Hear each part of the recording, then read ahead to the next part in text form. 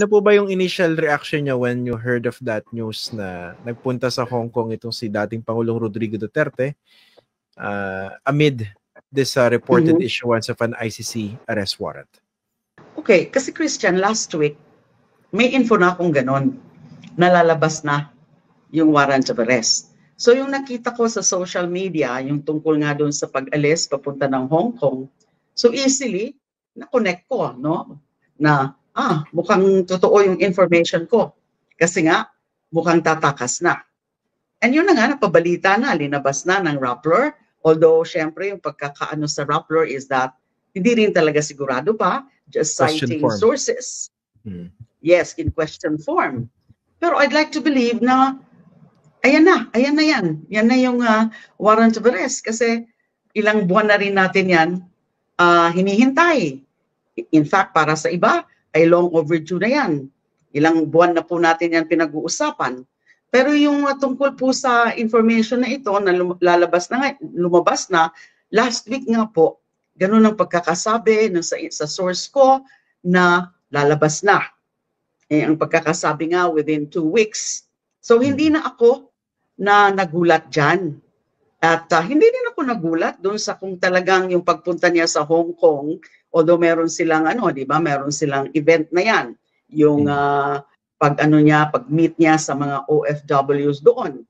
But ang nakakapagtaka dyan, Christian, is if that is the real purpose or objective of going out of the country at papunta nga sa Hong Kong na makikimit sa mga OFWs, bakit yung kanyang entourage may mga kasama na mga security officers before, security officials? Ano ba yan? Kasama pa yan sa mga abogado pa. Okay lang yung syempre kasama si Hanilet, kasama yung anak nila, at pwedeng okay rin yung kasama yung si ES, Medjaldea. Pero the other members of the entourage parang tend to lend credence dun sa balita nga na meron ng warrant of arrest. Ako naniniwala po ako na meron na. Okay. Kasi yun po ang pwede kong i-share at this point. Okay. Yes. Yan po bang kung sakaling merong in-issue na arrest warrant yung ICC, paano po ba yung official channels na dadaanan yan bago siya ma-serve? Kung isa-serve man nung bansa? Okay, kasi ang supposedly mag-issue at nag-issue ng warrant of arrest ay yung pre-trial chamber. Kasi it was preceded by, bago yon, ay meron muna nagkaroon ng application from the Office of the Prosecutor. An application for warrant of arrest. At dinajustify nila kung bakit meron kailangan warrant of arrest. And alam mo na really, based on the evidence, ay pwede na talagang arestuhin at pwede nang ipaharap for trial. So, presumably, it would seem now na nag-grant yung application na yon for warrant of arrest, kaya nag-issue na ng warrant of arrest yung appeals chamber. Now, it's within the powers of the ICC na magpa-tulong sa appropriate international authorities like Interpol. Now, ang ano natin ngayon, and since nasa Hong Kong siya, ang siguro tanong ng marami, hindi na ba siya babalik? Babalik ba siya o hindi na?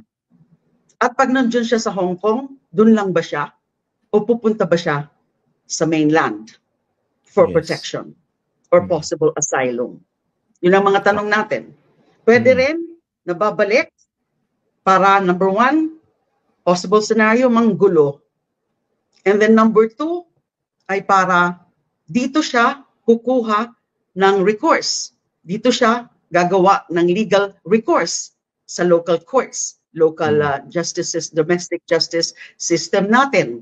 Kasi di ba yung kanyang linya is that they're encroaching sa sovereignty ng ating bansa. Although iba-iba yung posisyon niya dyan. Remember, dun sa Quadcom, yung sa kayabangan niya, ay talagang dinare niya yung ICC. Bakit napakatagal? Ilang taon na to na hindi niyo ba ako inaaresto? He even dared na dapat bukas nandito na sila para harapin ko na sila. And then later, ganun na naman, sinabi na naman na walang jurisdiction, walang karapatan because we are a sovereign nation. So maybe to be consistent with that position, yun ang balak niya.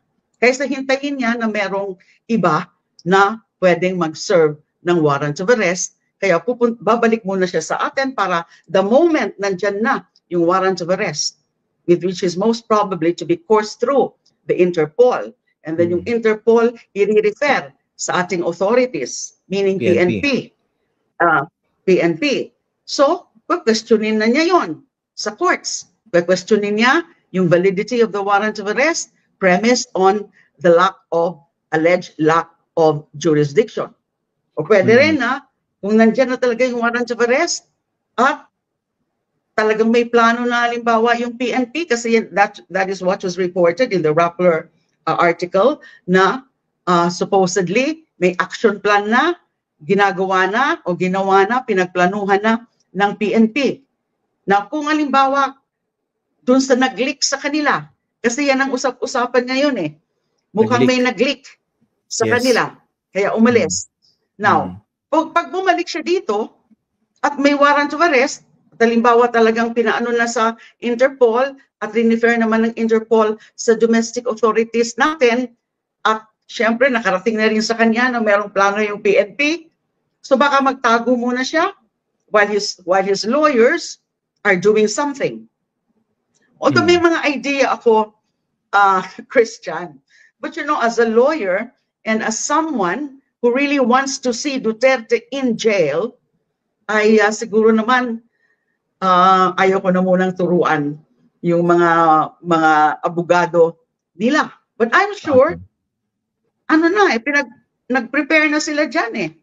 Yes. Na yung mga abogado nila, meron na silang mga options sa kanilang mga legal recourse. But it will really depend kung ano ang kanilang political play. Kasi nga, pwede nga gamitin ito para, para palabasin na inapi siya o inaapi siya na he is also being persecuted, which is so ironic. Kasi siya yung persecutors lagi, trying to silence dissent, yung ginawa nila sa akin. And then baka this time, baliktad ngayon, sila magke-claim na itong gobyernong ito ay talagang iniipit sila ng gusto for political reasons. Just like yung tungkol nga sa impeachment, na ginagawa daw ito ng gobyerno, ng administrasyon, para pigilan na talaga yung presidential run ni Vice President Sara Duterte. Dahil nga gano'n, nag-aaway na sila, they're trying to cancel each other, talagang they're trying to destroy each other, although syempre nakakalamang ang gobyerno ngayon, kasi may mga cards, may cards sila. And this one, the ICC.